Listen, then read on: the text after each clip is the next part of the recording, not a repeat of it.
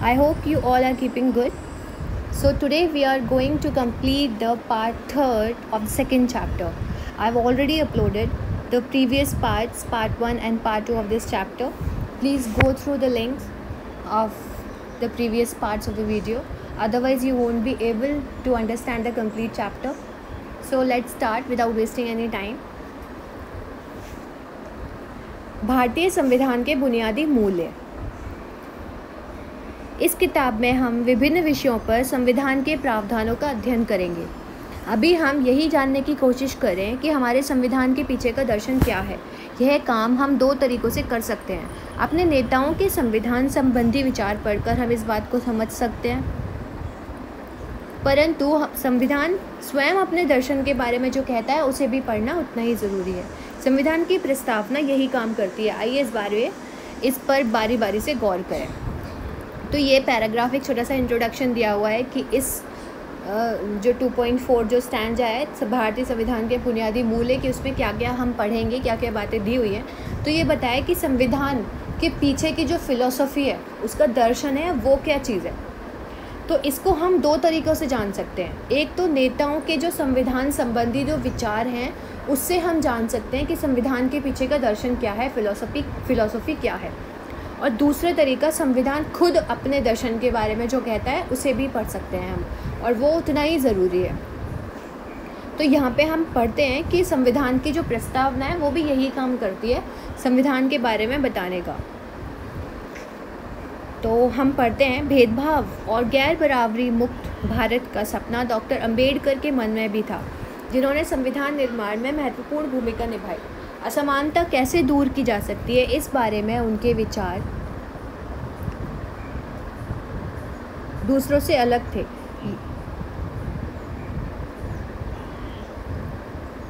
इसमें एक हेडिंग दी हुई है, सपने और वायदे। पहले हम उसको करते हैं। मेरे हिसाब से ये दोनों उसी के ही नीचे वाले पार्ट हैं। मुझे लगा कि ये स्टैंजा पूरा एक साथ है। आप में से कुछ को भारतीय संविधान निर्माताओं की सूची में एक बड़ा नाम न होने पर हैरानी हुई होगी, यानी महात्मा गांधी का नाम। संविधान निर्माताओं की सूची में महात्मा गांधी जी का नाम कहीं नहीं था। तो ये चीज़ देख करके बड़ी हैरानी हुई होगी। यहाँ पे बताया गया है वे संविधान सभा के सदस्य नहीं थे, क्योंकि वो संविधान सभा के सदस्य नहीं थे। और संविधान सभा के सदस्य वो लोग थे जिन्होंने संविधान में जो बातें हैं वो लिखी है, पर संविधान के अनेक सदस्य उनके विचारों के अनुयायी थे। पर ऐसा नहीं है कि गांधी जी संविधान सभा के सदस्य नहीं थे, लेकिन गांधी जी के जो विचार थे उस सभा में ऐसे बहुत सारे लोग थे जो गांधी जी के अनुयायी थे, उनको फॉलो करते थे। 1931 में अपनी पत्रिका यंग इंडिया में उन्होंने संविधान से अपनी अपेक्षा के बारे में लिखा था। यहाँ पे क्या लिखा था, ये यहाँ पे येलो जो पोर्शन दिया हुआ है इसमें आप लोगों को दिखाई दे रहा होगा। मैं भारत के लिए ऐसा संविधान चाहता हूँ जो उसे गुलामी और अधीनता से मुक्त करे। मैं ऐसे भारत के लिए प्रयास करूँगा जिसे सब गरीब व्यक्ति भी अपना माने और उसे लगे कि देश को बनाने में उसकी भी भागीदारी है। ऐसा भारत जिसमें लोगों का उच्च वर्ग और निम्न वर्ग ना रहे। ऐसा भारत जिसमें सभी समुदाय के लोग पूरे मेल जोल से रहें। ऐसे भारत में छुआछूत या शराब या नशीली चीज़ों के लिए कोई जगह ना हो। औरतों को भी मर्दों जैसे अधिकार हों। मैं इससे कम पर संतुष्ट नहीं हूँ। तो यहाँ पे गांधी जी के विचार दिए गए हैं। तो अब हम आगे बढ़ते हैं। भेदभाव और गैर बराबरी मुक्त भारत का सपना अंबेडकर के मन में भी था। गांधी जी ने जो बातें की हैं तो ऐसे कुछ विचार डॉक्टर B.R. अम्बेडकर के मन में भी थे, जिन्होंने संविधान निर्माण में महत्वपूर्ण भूमिका निभाई। तो जिन्होंने संविधान के निर्माण में बहुत महत्वपूर्ण भूमिका निभाई थी। असमानता को, कि हमारे समाज में जो विषमताएं फैली हुई थी, उच्च वर्ग, निम्न वर्ग की, महिलाओं की, पुरुषों की, तो उन असमानता को कैसे दूर करें, इस बारे में भी उनके विचार जो थे वो दूसरे लोगों से अलग थे। उन्होंने अक्सर गांधी और उनके नज़रिए की कटु आलोचना की। संविधान सभा में दिए गए अपने अंतिम भाषण में उन्होंने अपनी चिंताओं को बहुत स्पष्ट ढंग से रखा था। यहाँ पे ये वाले ऊपर वाले येलो पोर्शन में अम्बेडकर के डॉक्टर B.R. अम्बेडकर के विचारों को भी यहाँ पे दिखाया गया है। तो इसको प्लीज़ आप लोग ज़रूर पढ़िएगा। आखिर में आइए हम 15 अगस्त 1947 की मध्य रात्रि के समय संविधान सभा में दिए गए जवाहरलाल नेहरू के प्रसिद्ध भाषण को भी याद करते हैं। और जो उसके नीचे दिया हुआ है वो जवाहरलाल नेहरू जी के भाषण इसमें दिया हुआ है। तो हम पढ़ते हैं इसको। पहले अम्बेडकर जी का पढ़ते हैं। 26 जनवरी 1950 को हम विरोधाभासों से भरे जीवन में प्रवेश करने जा रहे हैं। राजनीति के मामले में हमारे यहाँ समानता होगी, पर आर्थिक और सामाजिक जीवन असमानताओं से भरा होगा। मतलब राजनीति के मामलों में समानताएं होंगी, पर जो आर्थिक और सामाजिक जीवन है वो असमानताएं होंगी उसमें बहुत सारी। राजनीति में हम एक व्यक्ति एक वोट और हर वोट का समान महत्व के सिद्धांत को मानेंगे। राजनीति में तो हमारे लिए वोट का बड़ा महत्व होगा। मतलब छोटे से छोटा व्यक्ति भी वोट देने का अधिकार होगा और उससे भी लोग वोट मांगेंगे। अपने सामाजिक और आर्थिक जीवन में हम अपने सामाजिक और आर्थिक ढांचे के कारण ही एक व्यक्ति एक वोट के सिद्धांत को नकारना जारी रखेंगे। हम इस विरोधापूर्ण जीवन को कितने लंबे समय तक जीते रहेंगे? हम अपने सामाजिक और आर्थिक जीवन में कब तक समानता को नकारते रहेंगे? अगर यह नकारना ज़्यादा लंबे समय तक चला तो हम अपने राजनीतिक लोकतंत्र को ही संकट में डाल देंगे। तो ये बोल रहे हैं कि राजनीतिक समानता होगी पर आर्थिक और सामाजिक समानता नहीं होगी। तो ऐसा हमारा कब तक चलता रहेगा? आर्थिक और सामाजिक असमानताएं हमारे देश में कब तक रहेगी? और रहेगी तो हम अपने राजनीतिक लोकतंत्र को ही संकट में डाल देंगे। जवाहरलाल नेहरू जी की बातों को उसमें हम पढ़ते हैं। वर्षों पहले हमने अपनी नियति के साथ साक्षात्कार किया और अब वक्त आ गया है कि हम अपने वायदों पर अमल करें। पूरी तरह या हर तरह से नहीं तो काफ़ी हद तक। घड़ियाँ जब ठीक मध्य रात्रि का घंटा बजाएंगी, जब सारी दुनिया सोती होगी, तब भारत नए जीवन की शुरुआत करेगा, आज़ाद होगा। इतिहास में कभी कभार ही सही पर एक क्षण ऐसा ज़रूर आता है जब हम पुराने छोड़कर नए में प्रवेश करते हैं। तो बच्चों, मुझे लगता है कि ये सब पूरा पढ़ने की ज़रूरत नहीं है। यहाँ पे जो नेहरू जी का जो पूरा भाषण दिया हुआ था वो यहाँ पे दिया हुआ है, तो प्लीज़ आप लोग इसे ज़रूर पढ़ें। हम आगे बढ़ते हैं। पहले 3 उद्धरणों को गौर से पढ़ें। वही जो येलो पोर्शन में जो 3 महात्मा गांधी जी के और अम्बेडकर जी के और नेहरू जी के जो इसमें विचार दिए हुए उनको ध्यान से पढ़ें। बस इसमें ये दिया हुआ है कि तरीका तीनों का अलग अलग है, सबका भिन्न है। आगे बढ़ते हैं हम। संविधान का दर्शन। जिन मूल्यों ने स्वतंत्रता संग्राम की प्रेरणा दी और उसे दिशा निर्देश दिए तथा जो इस क्रम में जांच परख लिए गए, वे ही भारतीय लोकतंत्र का आधार बने। यानी कि स्वतंत्रता संग्राम में हमें जिन जिन मूल्यों से प्रेरणा मिली थी वो ही लोकतंत्र का आधार बने थे। भारतीय लोक संविधान की प्रस्तावना में इन्हें शामिल किया गया। इन्हें भारतीय संविधान की प्रस्तावना में भी जगह दी गई थी।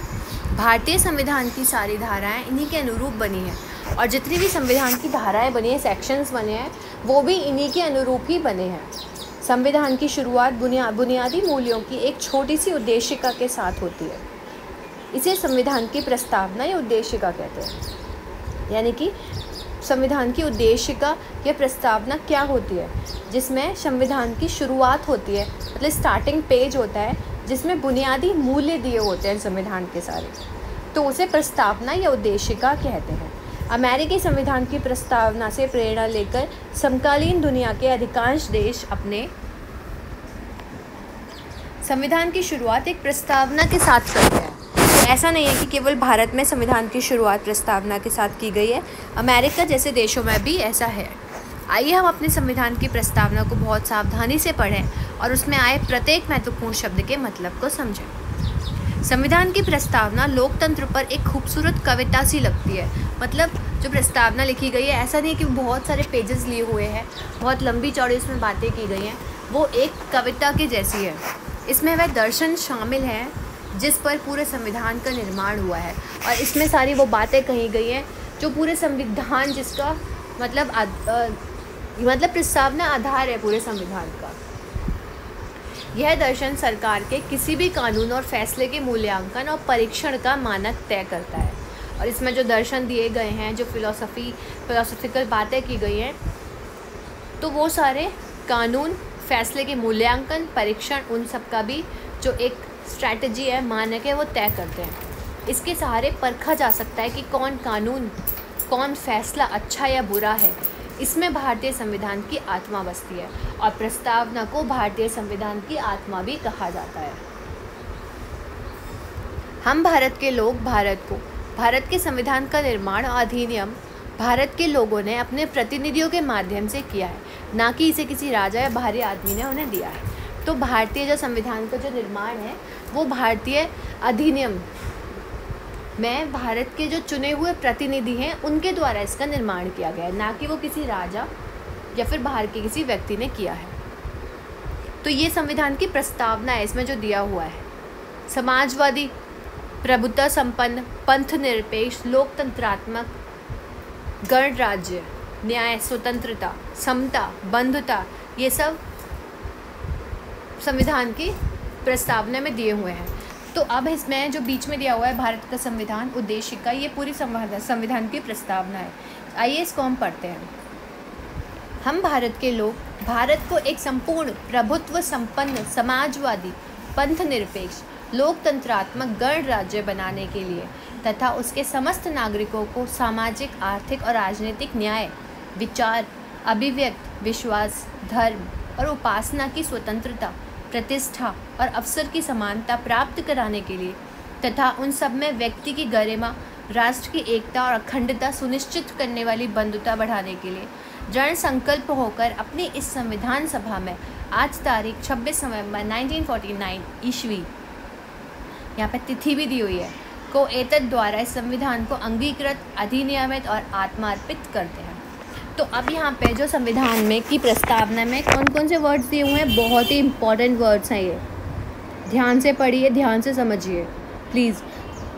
तो यहाँ पे दिया हुआ है प्रभुत्व संपन्न। प्रभुत्व संपन्न का अर्थ क्या होता है? लोगों को अपने से जुड़े हर मामले में फैसला करने का सर्वोच्च अधिकार है। मतलब लोगों के जो डिसीजंस हैं उसका सबसे पहला फैसला करने का अधिकार खुद लोगों का ही है। कोई भी बाहरी शक्ति भारत की सरकार को आदेश नहीं दे सकती। भारत की सरकार अपने डिसीजन लेने के लिए स्वयं सक्षम है। किसी के भी डिपेंड या फिर दबाव में आकर के वो कोई डिसीजन नहीं ले सकती। समाजवादी। समाजवादी का अर्थ है समाज में संपदा सामूहिक रूप से पैदा होती है और समाज में उसका बंटवारा समानता के साथ होना चाहिए। सरकार ज़मीन और उद्योग धंधों की हकदारी से जुड़े कायदे कानून इस तरह बनाए कि सामाजिक आर्थिक असमानताएं कम हो। तो अब जो इसमें बताया है कि जो समाज में जो संपदा पैदा हो रही है, धरती से जो संपदा पैदा हो रही है या फिर जो उद्योग है, काम धंधे हैं, उन सब पर सभी व्यक्तियों का बराबर समान अधिकार है। चाहे वो धंधे हों, उनके हकदार सब लोग इक्वल हैं, जिससे कि आर्थिक असमानताएं जो समाज में फैली हुई है वो दूर हों। पंथ निरपेक्ष। पंथ निरपेक्ष का अर्थ है नागरिकों को किसी भी धर्म को मानने की पूर्ण स्वतंत्रता है।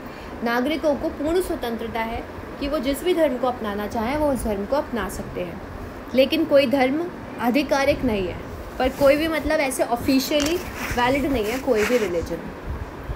सरकार सभी धार्मिक और मान्यताओं आचरणों को समान सम्मान देती है। मतलब जितने भी धर्म हैं वो सब इक्वल है भारत राज्य में, कोई भी छोटा कोई भी बड़ा नहीं है। लोगों को कोई भी धर्म अपनाने की, मानने की पूर्ण रूप से स्वतंत्रता है। इसका ये है पंथ निरपेक्ष की डेफिनेशन। इसके बाद दिया हुआ है लोकतंत्रात्मक गणराज्य। तो हम लोकतंत्रात्मक पढ़ते हैं, सरकार का एक ऐसा स्वरूप जिसमें लोगों को समान राजनीतिक अधिकार प्राप्त हो। लोकतंत्रात्मक मतलब लोगों का अधिकार, जिसमें राजनीतिक अधिकार लोगों को समान रूप से प्राप्त हो।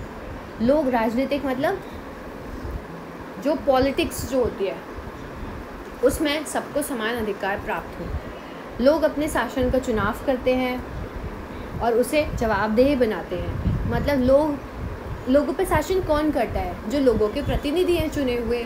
तो और वो प्रतिनिधि भी लोगों के प्रति जवाबदेह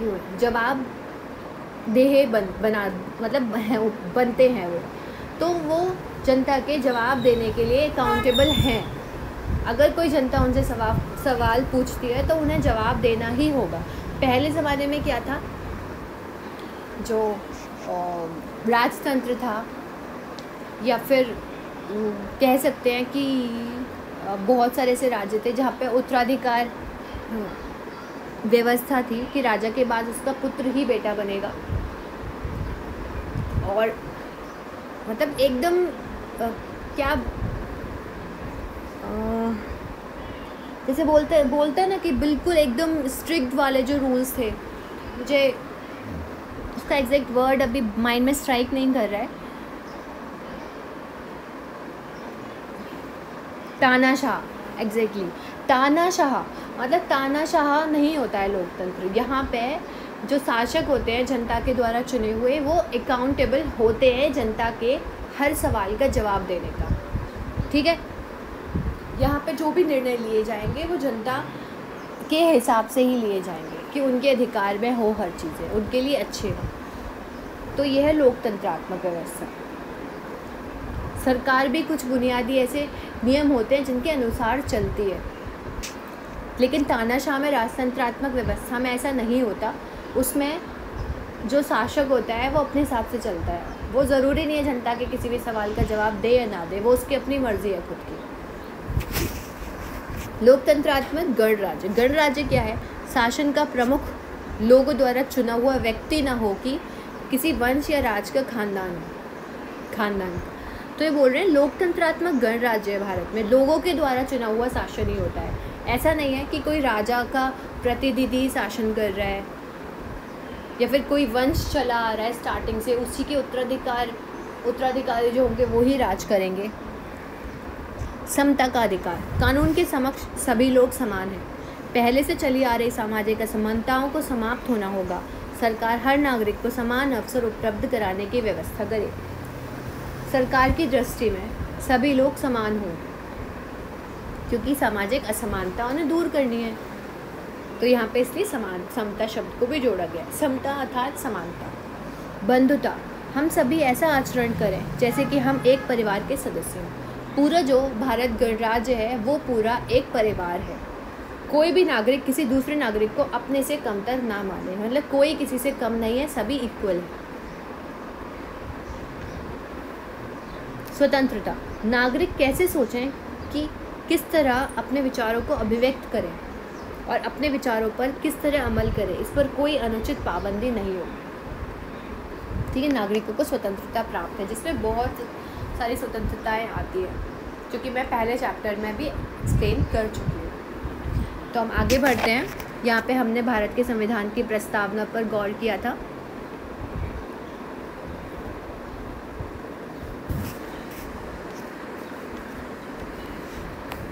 संस्थाओं का स्वरूप, संविधान सिर्फ मूल्यों और दर्शन का बयान भर नहीं है। जैसा कि हमने पहले जिक्र किया था, संविधान इन मूल्यों को संस्थागत रूप देने की कोशिश है, जिसे हम भारत का संविधान कहते हैं। उसका अधिकांश हिस्सा इन्हीं व्यवस्थाओं को तय करने वाला है। यह एक बहुत ही लंबा और विस्तृत दस्तावेज है, इसलिए समय समय पर इसे नया रूप देने के लिए इसमें बदलाव की ज़रूरत पड़ती है। भारतीय संविधान के निर्माताओं को लगा कि इसे लोगों की भावनाओं के अनुरूप चलना चाहिए और समाज में हो रहे बदलावों से दूर नहीं रहना चाहिए। उन्होंने इसे पवित्र, स्थायी और ना बदले जा सकने वाले कानून के रूप में नहीं देखा था। तो जो संविधान निर्माता थे, उन्होंने भी इस रूप में संविधान नहीं लिखा था कि उसे कभी बदला नहीं जा सकता, क्योंकि वो लोग जानते थे कि समय समय पर समाज में परिवर्तन होना ज़रूरी है लोगों की ज़रूरतों के हिसाब से। तो यहाँ पर यही बात कही गई है। इसलिए उन्होंने बदलावों को समय समय पर शामिल करने का प्रावधान भी रखा। इन बदलावों को संविधान संशोधन कहते हैं, और जो इनमें बदलाव किए जाते हैं समय समय पर, उनके जो रूल्स और रेगुलेशंस होते हैं, जो सेक्शंस बनाए जाते हैं, जो नियम होते हैं, जो कानून होते हैं, उनमें जब बदलाव किया जाता है तो उन्हें संविधान का संशोधन कहा जाता है। संविधान ने संस्थागत व्यवस्थाओं को बड़ी कानूनी भाषा में दर्ज किया है। अगर आप संविधान को पहली बार पढ़ें तो इसे समझना मुश्किल लगेगा, फिर भी संस्थाओं के बुनियादी स्वरूप को समझना बहुत मुश्किल नहीं है। किसी भी संविधान की तरह भारतीय संविधान भी वे नियम बताता है जिनके अनुसार शासकों को चुनाव किया जाएगा। शासकों का किस प्रकार चुनाव करना है, ये सारी बातें भी संविधान में वर्णित हैं। इसमें स्पष्ट लिखा है कि किसके पास कितनी शक्ति होगी, संविधान में किसके पास कितने अधिकार होंगे, कितनी शक्ति होगी, वो चीज़ भी वर्णित है उसमें। कौन किस बारे में फैसले लेगा। साथ ही संविधान नागरिकों को कुछ स्पष्ट अधिकार देकर सरकार के लिए लक्ष्मण रेखा भी तय करता है, और साथ में कुछ अधिकार तो ऐसे हैं जो कि जनता के पास ही है। ऐसा संविधान में व्याख्या की गई है, जिससे कि क्या होता है, जो सरकार होती है उनके लिए भी एक लक्ष्मण रेखा संविधान में तय की गई है कि सरकार इससे आगे नहीं बढ़ सकती। पुस्तक के शेष 3 अध्याय भारतीय संविधान के इन्हीं 3 पक्षों के बारे में है, और पुस्तक के जो 3 अध्याय दिए हैं, मतलब फर्स्ट 3 चैप्टर्स इन्हीं बातों के बारे में दिए हुए हैं। प्रत्येक अध्याय में हम कुछ प्रमुख संवैधानिक प्रावधानों पर नज़र डालेंगे और यह समझने की कोशिश करेंगे कि लोकतांत्रिक राजनीति में ये किस तरह काम करते हैं। लेकिन यह किताब भारतीय संविधान के द्वारा स्थापित सारी प्रमुख व्यवस्थाओं, संस्थाओं और व्यवस्थाओं को नहीं समेटती है। इसके कुछ पहलू पर आपके अगले वर्ष की किताब में चर्चा होगी। तो यहाँ पे कुछ शब्दार्थ दिए हुए हैं। रंग भेद, धारा किसे कहते हैं, धारा कहते हैं रंग भेद। हम पढ़ चुके हैं कि दक्षिण अफ्रीका में की जो सरकार थी वो काले और गोरे लोगों के बीच में भेदभाव करती थी, तो वो रंग भेद की नीति थी। धारा, धारा यानी कि किसी दस्तावेज़ का खास हिस्सा जिसमें कि कुछ पर्टिकुलर धाराओं में कुछ पर्टिकुलर्स नियम दिए जाते हैं, मतलब कुछ अधिकार और नियम लिखे जाते हैं कि इस धारा के अंदर ये प्रावधान है, इस धारा के अंदर ये प्रावधान है। संविधान हम पढ़ चुके हैं, संविधान संशोधन भी मैं बता चुकी हूँ। संविधान में जो परिवर्तन किए जाते हैं, संविधान सभा क्या होती है, जनप्रतिनिधियाँ, जनता के द्वारा चुने हुए वो प्रतिनिधि जिन्होंने संविधान लिखने का काम किया है, वो है संविधान सभा, जिसमें महात्मा गांधी शामिल नहीं थे। प्रारूप क्या है, किसी कानूनी दस्तावेज का प्रारंभिक रूप, किसी कानूनी दस्तावेज का प्रारंभिक रूप यानी कि उसका स्टार्टिंग जो स्वरूप होगा वो प्रारूप है। दर्शन क्या है, किसी सोच और काम को दिशा देने वाले बुनियादी विचार यानी कि फिलॉसफी। प्रस्तावना हम पढ़ चुके हैं। प्रस्तावना संविधान की पहला वो कथन है जिसमें कोई देश अपने संविधान के बुनियादी मूल्यों अवधारणाओं को स्पष्ट ढंग से व्यक्त करता है। देशद्रोह क्या होता है, देश की सरकार को उखाड़ फेंकने की कोशिश करने का अपराध, यानी कि देश के विरुद्ध कोई भी किसी भी प्रकार का अपराध करना देशद्रोह की श्रेणी में आता है, जिसमें देश को किसी भी प्रकार से नुकसान हो, उसकी सरकार को किसी भी प्रकार की हानि हो।